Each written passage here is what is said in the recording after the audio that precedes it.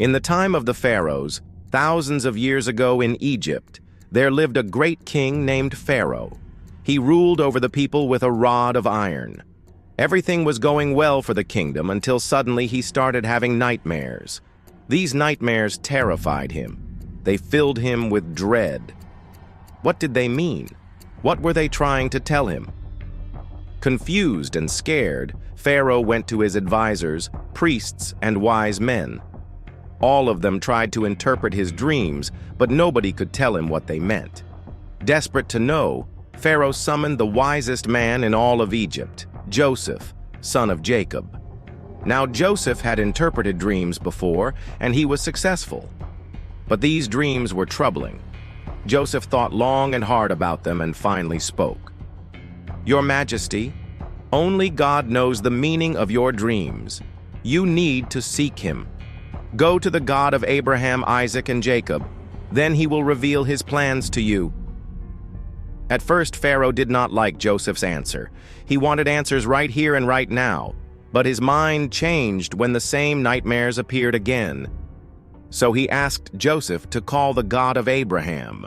And when God spoke through Joseph, the Pharaoh learned that 7 years of abundance would be followed by 7 years of famine. Using the knowledge given by God, Joseph prepared Egypt, and they not only survived the famine, but also prospered. Pharaoh was grateful to God. He thanked the God of Abraham, Isaac, and Jacob because of Joseph.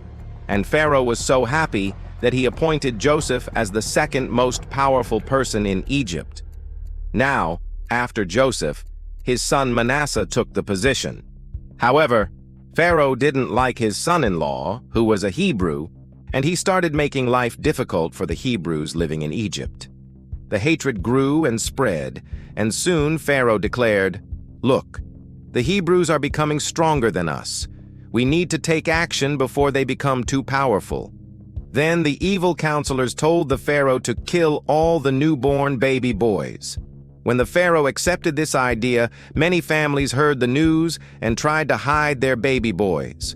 One such family had a newborn baby. They couldn't bear the thought of losing their son. So they made a plan. The mother put her newborn son in a small basket, covered it with tar and pitch to make it waterproof. Then the baby's sister Miriam floated the basket in the river Nile. Their aim was simple: let the basket reach the other side of the river without anyone noticing it. Slowly, the basket floated away, far away from the Pharaoh's soldiers. Miraculously, it reached the other side. But who would take care of the baby? Miriam sat nearby to watch, waiting for someone to notice the basket and save the baby. Meanwhile, the Pharaoh's daughter was taking a bath in the royal garden near the river. Her servants told her to come see something strange. A basket was floating in the middle of the river. Curious, the princess called her servants and ordered them to take the basket out of the water. As they pulled the basket from the water, the princess was amazed. Inside the basket, she saw a baby boy crying. Moved by compassion, she lifted the baby and hugged him. The princess immediately felt a connection with the baby. In that moment, she knew she wanted to adopt him as her son. She called her servants and said, "Go and find a nurse for this baby. We will raise him as our own." After the princess left, Miriam approached her and asked, "Would you like me to get a Hebrew lady to nurse the baby?" The princess looked at Miriam. She could see the kindness in her eyes. So she said, "Yes, please go and get a nurse." Miriam went home and told her husband, "Today, a miracle happened. Pharaoh's daughter took the baby. She wants a nurse for him." After hearing this, the parents were very happy. Miriam went to the palace and gave the baby to his mother. The mother couldn't stop thanking God. She felt blessed and knew her baby was safe. From that day on, the baby grew up in the palace, loved and cared for by his mother and the princess. Everyone called him Moses. Years passed, and Moses became a brave young man. He was strong and kind. Pharaoh's daughter loved him like any other mother. She gave him everything he needed, including the best education. One day, when Moses was older, he went to see his birth mother. The mother was so happy to see Moses all grown up. They talked about his childhood and how God had protected him.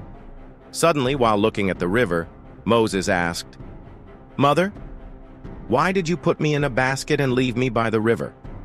The mother replied, "We heard the Pharaoh's orders and we were afraid. Your father and I didn't want you to die, so we made a plan. We knew the river was deep and wide at that spot. It was unlikely that anyone would be swimming there. Also, we knew that the Pharaoh's daughter liked to visit this place for a swim, so we hoped that she would find you. That's exactly what happened. Didn't the Pharaoh's daughter save you?" Moses felt a deep sense of gratitude towards his mother. He understood that because of her quick thinking, he was alive. Many years later, when Moses was 40 years old, he encountered a burning bush. It was a bush full of fire, yet it wasn't being consumed by the flames. As he approached the bush, God spoke to him. "Do you see this bush? I am here. I am the God of your ancestors, the God of Abraham, Isaac, and Jacob." Moses, surprised and honored, bowed down before God. He was scared to hear God speak to him directly.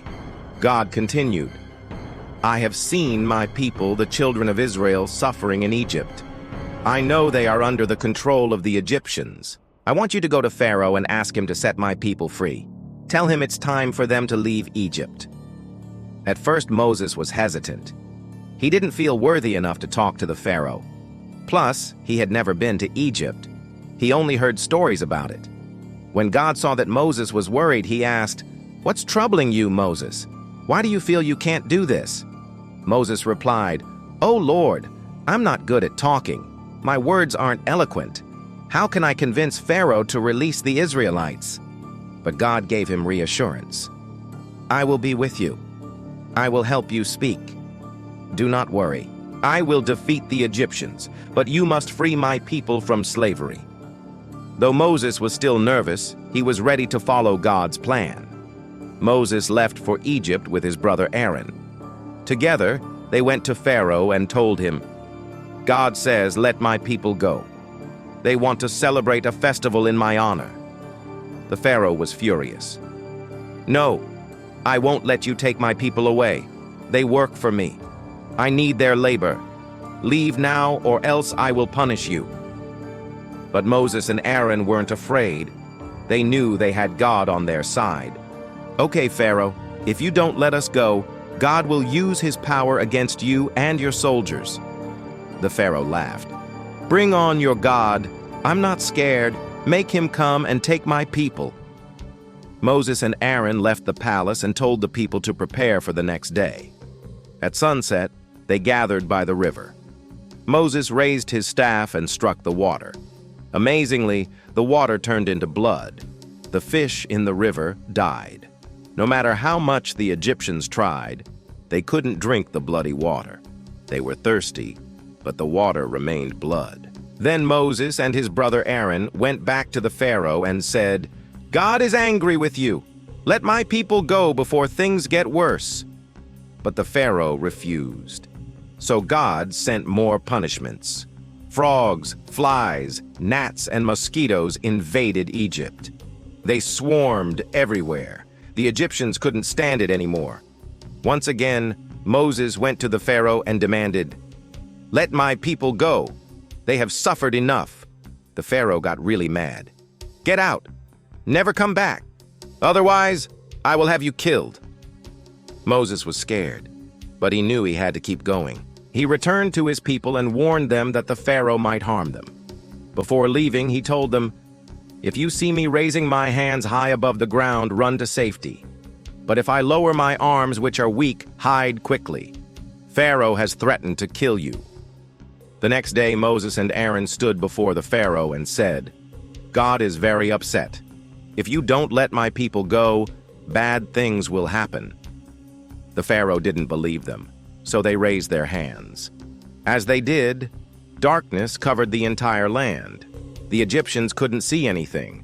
They were scared and confused. But the Israelites were prepared. They stayed in their homes until morning. When light returned, they saw that all the firstborn sons of the Egyptians had died. Their oldest sons, daughters, even animals. Only the firstborn of the Israelites were spared. This was the last straw. Finally, the Pharaoh understood that God was truly with the Israelites. He begged Moses, "Please ask God to stop this. I won't hold you and your people back anymore. Take your people and go. Celebrate your festival, but leave Egypt forever." Overjoyed, Moses led the Israelites out of Egypt. They left behind the land of slavery and headed toward Canaan, where God promised them a new life. Hey, viewers, we hope you enjoyed this amazing biblical story. Just like Moses, God has a special plan for each one of us. He wants us to have a bright future. Sometimes we face challenges, but remember, God is always with us, helping and guiding us. Do you have faith in God's plan for you? Share your thoughts in the comments below. Don't forget to like this video and subscribe for more exciting stories. Keep watching to discover more inspiring content. Thanks for watching. See you soon in the next video.